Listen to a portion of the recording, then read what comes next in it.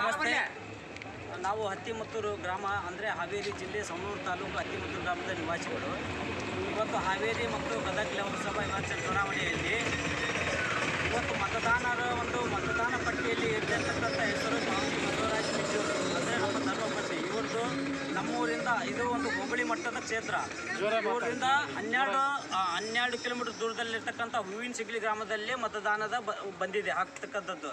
ಅದೇ ರೀತಿ ಇಲ್ಲಿ ಅನಾನುಕೂಲ ಆಗಿದೆ. ಇಲ್ಲಿ ಯಾವುದೇ ಒಂದು ವಾರ್ಡಿಗೆ ಹೋದರೂ ಕೂಡ ಇಲ್ಲಿ ಮತದಾನದ ಲಿಸ್ಟಲ್ಲಿ ಇಲ್ಲ ಅಂತಕ್ಕಂಥದ್ದನ್ನು ಇಲ್ಲಿ ಸಂಬಂಧಪಟ್ಟ ಅಧಿಕಾರಿಗಳು, ಸಂಬಂಧಪಟ್ಟ ಶಿಕ್ಷಕರು, ಇಲಾಖೆದಾರಗಳು ಹೇಳ್ತಾ ಇದ್ದಾರೆ.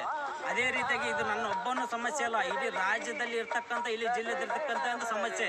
ಇದು ನನ್ನ ಒಂದು ಸಮಸ್ಯೆ ಅಲ್ಲ, ಇದು ನಮ್ಮ ಧರ್ಮಪತ್ರದ ಒಂದೇ ಸಮಸ್ಯೆ ಅಲ್ಲ.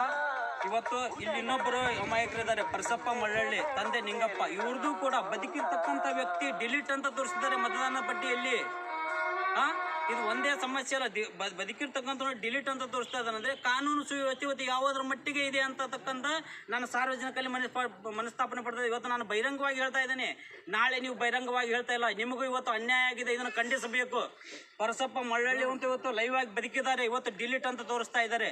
ಕಾನೂನು ಇವತ್ತಿಗೆ ತಕ್ಕ ಶಿಕ್ಷೆ ಕೊಡಬೇಕು. ಇವತ್ತು ಇವ್ರಿಗೆ ಮತದಾನವನ್ನು ಹಾಕಲಿಕ್ಕೆ ಅನುಮತಿ ಕೊಟ್ಟಿಲ್ಲ ಚುನಾವಣಾ ಅಧಿಕಾರಿಗಳು. ಸಂಬಂಧಪಟ್ಟ ಅಧಿಕಾರಿಗಳ ಬಗ್ಗೆ ತನಿಖೆ ತಗೋಬೇಕಂತಂದು ತಮ್ಮಲ್ಲಿ ಮತ್ತೆ ಸಾರ್ವಜನಿಕರವಾಗಿ ಕಾನೂನುಬದ್ಧವಾಗಿ ಸಂಬಂಧಪಟ್ಟ ಅಧಿಕಾರಿಗಳು ಇದನ್ನು ತನಿಖೆ ಪಡಿಸ್ಬೇಕಂತಂದು ನಾನು ನನ್ನ ನೊಂದ ಮನಸ್ಸಿನಿಂದ ಇವತ್ತು ನಂದು ಒಂದು ಜೀವ ನೊಂದಿದೆ.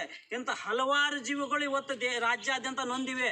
ಆದರೆ ನಾನು ಲೈವ್ ಆಗಿ ಹೇಳ್ತಾ ಇದ್ದೇನೆ, ಎಷ್ಟೋ ಮಂದಿ ಲೈವ್ ಆಗಿ ಹೇಳ್ತಾ ಇಲ್ಲ. ಇದನ್ನು ಗಮನಿಸಿಕೊಡ್ಬೇಕು. ನೊಂದ ಜೀವಗಳಿಗೆ ಒಂದು ನ್ಯಾಯ ದೊರಕಿಸಿಕೊಂಡು ತಮ್ಮಲ್ಲಿ ವಿನಯಿಸಿಕೊಳ್ತಾ ಇದ್ದೇನೆ. ಜೈ ಹಿಂದ್, ಜೈ